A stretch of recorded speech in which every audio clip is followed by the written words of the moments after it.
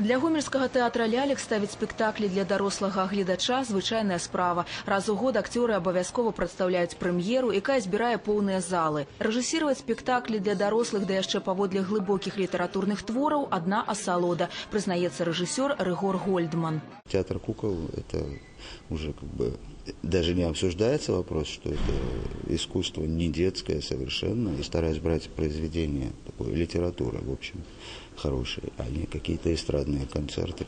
Аповесць «Сабачае сэрца» вельмі зручны матэрыял для тэатралаў. Тут ёсць усё, што трэба для ўдалай пастаноўкі. Метафарычнасць, фантазійнасць, прысутнічаюць нават элементы трылера. Персанаж актрысы Наталлі Майданюк – жанчына, якая адмаўляецца старэць. У вобразе эксцэнтрычнай дамы любая глядачка можа ўбачыць сябе. В этом спектакле первый раз для меня мы вводим куклу вдвоем. Со мной еще одна актриса работает, мы вдвоем вводим эту куклу. Вот это сложность. Приспособиться, приноровиться друг к другу, чтобы получилось органично, чтобы вышло как живая. Вот в этом сложность. Профессор, клянусь, если бы вы знали, какая у меня драма.